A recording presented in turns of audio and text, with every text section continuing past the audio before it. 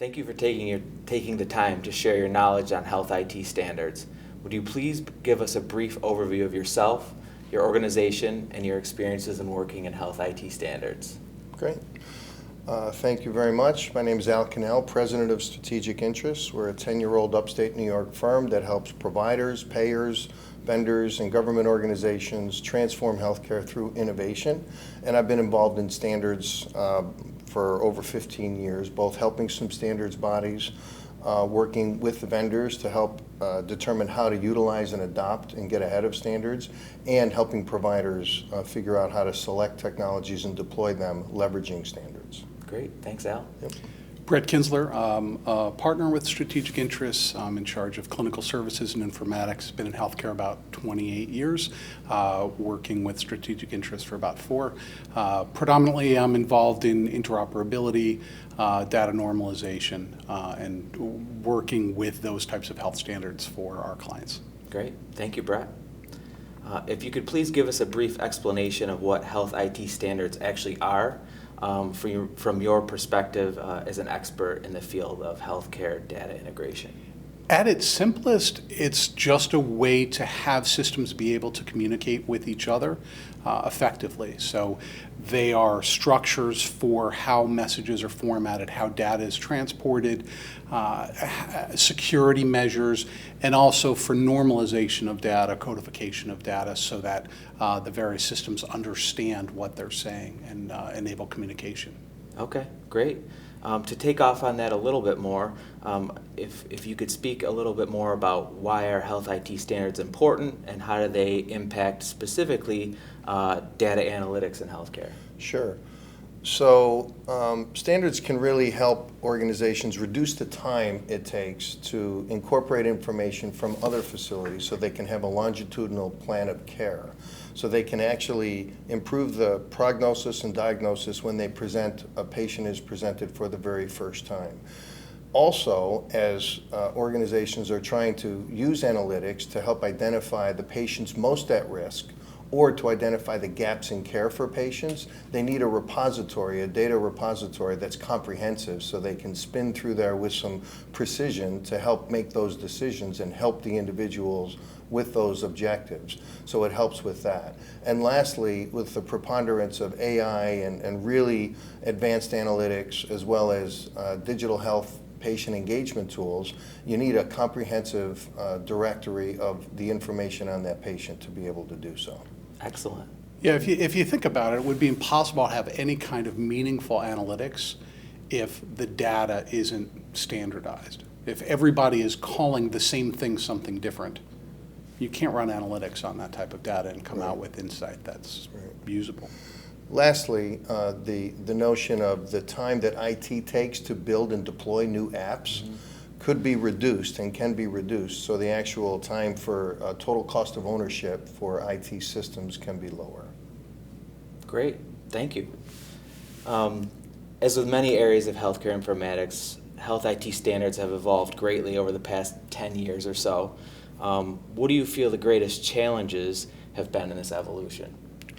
Unfortunately, vendors have to invest a lot to adopt to standards, and it also gets in the way of some of their competitive aspirations. So they usually like to leverage the proprietary capabilities of their systems. So in the way of adopting standards is trying to find a way for the vendors to actually make it worthwhile for themselves to invest in adopting the standards. Some of the standards also have overhead associated with them. It's not the most efficient or fastest way to actually address that. IHE, integrating the health enterprise, for example, has quite a bit of overhead in managing the activities to send and receive images and documents. Lastly, one of the things that's getting in the way is customers are not necessarily getting aligned behind what are some of the use cases and why and how vendors can and should be adopting standards. So that's one of the things that we think will be helpful, is getting more customer involvement behind that. Sure. I would add to that and say one of the big challenges is that meaningful use put electronic health records into the hands of physicians and providers, but sort of left out community-based organizations, organizations that are more interested in social determinants of health, skilled nursing facilities, weren't given the same amount of dollars and the same incentives in order to comply with standards. So as many leaps and bounds as have been made, there's still a lot that needs to be done when we're looking at some of those community organizations and non-hospital, non-physician types of providers. Great, thank you, thank you. And in taking off from the challenges that you mentioned, we know that there are hundreds and hundreds of health IT standards that are published from numerous governing bodies. What would you say the top 5 to 10 standards that are currently in use that a student interested in healthcare informatics should learn or become familiar with? It really depends on if that student is interested in programming, being a coder, being a developer, or if they're interested in healthcare data analytics and healthcare informatics from that standpoint. If it's data analytics, clinical analytics, that sort of thing, I think being familiar with Direct, which is a way to communicate messages, generally from provider to provider, but it can be used for system to system. HL7 version 2, which is a format structure for messages that's very flexible in a lot of ways, but it keeps sort of guides on how the messages need to be set up, but they can be used for anything from alerts that a patient care event has occurred to laboratory results or the text from a radiology report. And also CCDA, which is a format of communicating a lot of clinical and patient information in one, I'll call it a semi-structured format. But being familiar with CCDA is also very important. It's not a bad idea to become familiar with FHIR, F-H-I-R, which is a new set of technical standards. But if somebody's not going to be a developer, I would imagine they're not going to go very deep into that. But it's a very common conversation now in healthcare IT, so it's something that you should know.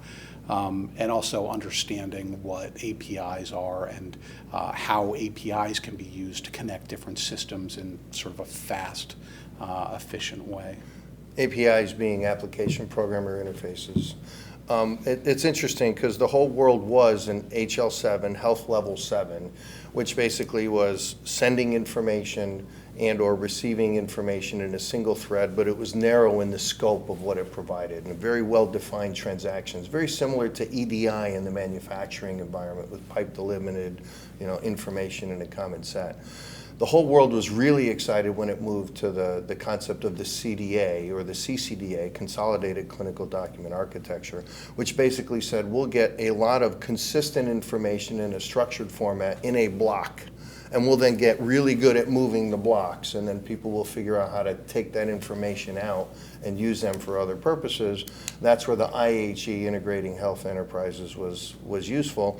The problem was it never really took off as much as we would have liked, partly because there was a lot of overhead involved in doing so, and a lot of wasted sharing of information that wasn't necessary. And so FHIR, as Brett mentioned, we hope gets people to be able to pull out specifically the information they want and be more efficient. So those three, I think, would be necessary. And if they want to be involved in imaging in any way, DICOM, the Digital Communications in Medicine, is absolutely necessary. It's one of the oldest standards. In fact, the radiology industry has been using standards to help move images for a very long time, and it's not going away anytime soon. Great, thank you. So we briefly, in the last question, spoke about the challenges in the evolution of standards, but what are some of the greatest challenges in the healthcare industry with regards to what it faces to adoption and implementation of these standards? I would say that there are too many still. They're too fragmented, and they're not there's not alignment yet in how they are used. I would hope that it's coalescing and that we're going to get fewer and we'll get better at how they're going to be utilized. But we still have to get our industry behind putting more pressure on the vendors to actually adopt them. I would add to that and say one of the biggest challenges, I think, is patient matching and patient identity. How do we know that somebody is who they say they are, or who you've identified this one piece of information as belonging to?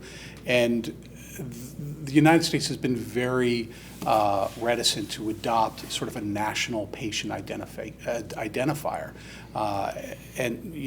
Social security numbers were thought to be that at one point, and then that whole system turned out to not be such a good idea to use for identity. So there have been a number of different ways of solving this, and being able to identify a person based on sort of the number of matches that you have in an algorithm. So we know your name, your date of birth, your last address, and we know that you had such and such a visit with this doctor and this date. Therefore, is that enough to be able to say this information belongs to that person? The ONC, the Office of the National Coordinator, who oversees a lot of the healthcare IT methodology, a few years ago had a patient identity matching challenge where there were something like $100,000 in prizes that were given to companies, a lot of startups, who could solve this issue. Because it really is a big problem, and it creates a lot of headaches for systems who are merging or just simply trying to exchange information. And if they can't recognize who the information belongs to, the system may create an entirely new patient. And now you have a patient that has 3, 4, 5 unique records, 5 unique charts in the same system. And it's dangerous and inefficient. If I could add something else that Brett knows a lot about, and that is, it's not necessarily the standard, but some of it is in how the standard is applied. So standards help us get information from here to there more efficiently than we've ever done it before. But if the true meaning, the semantics understanding of that word is not the same as it is in the system that sent it and how you're going to receive it, you're not going to be able to leverage the information sharing. So having vocabulary mapping and be able to actually understand how the information is stored and used in both systems and come up with a single representation actually will help. Sure. Great. Thank you. Okay. So we often hear about health IT software vendors abiding by published or regulatory standards, but still, and seemingly sometimes intentionally, they still make it difficult to integrate with other software packages outside of their ecosystem in order to keep and maintain their market share, perhaps.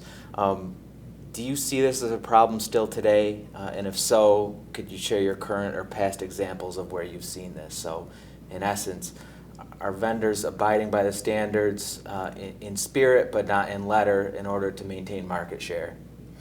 Certainly seen vendors, we're not going to name them, not make the access to information through interfaces easily accessible. They had far too experts that could enable it in the first place, and then would make them very slow to be able to meet the needs of a particular customer.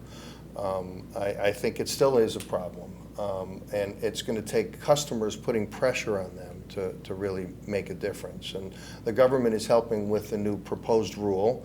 There's two, one out of CMS and one out of ONC. CMS, Center for Medicare and Medicaid Services, ONC, the Office of the National Coordinator, which are really trying to get vendors and health systems to not block information access and make their information much more readily accessible to other providers and to patients so they can direct more of their care. There also is a new round of something called TEFCA, which is the Trusted Exchange Framework and Common Agreement. So this is putting serious pressure on organizations to be able to participate in nationwide information sharing initiatives and lift up the information so that as patients go from New York to Florida, they can bring their information with them. So yeah, first we have to have the TEF part of TEFCA, which is coming up with the framework, and then it's the CA, the Common Agreement, so then people have to get on board. But I think it's getting better. It was a lot worse. I think that a lot of EHR vendors would hold data for ransom because that was a way to keep people on their system. If they make it so difficult to leave, you're less likely to purchase a different system. There's national projects and initiatives, Commonwealth, Sequoia Project, Care Equality, and I would say if you're interested in health informatics, you absolutely need to understand what those are from a high level. But they're ways of exchanging and connecting to other systems. Some of them are frameworks, some of them are actual health exchange networks that do break down some of the barriers, so that if you want to get information from another health system or from a hospital or somewhere that's in your neighborhood or even across the country, it sets up more of the standard methodology to be able to do that, and in some cases actually has the pipelines in order to make it work. But I would say when you look at some of the larger EHRs from the hospital systems, they're on board with this. They're joining these networks and abiding by the standards. So it's getting there, but as Al mentioned, information blocking is still an issue, and big enough so that the government has to put pressure on vendors and on the providers to say, cut it out. Excellent. And finally, the last question. You may have covered some of your answers to this in previous questions, so a summary is okay. But where are health IT standards going in the future with regards to consolidation or regulatory changes and even ease of adoption or conversion? So I pretty much feel that they are working together where they didn't used to. So even a few years ago, everyone was trying to create their silver bullet, right? Care Equality came out there, and the Sequoia Project now has a few different pieces that they're stitching together. Commonwealth is another one that was very vendor-centric. It said, what do we have to put in the vendor side so that systems can talk to each other? The eHealth Exchange, which is really largely between the federal government and the military and the VA and all their hospitals, and sharing information back and forth. And the patient-centric ones.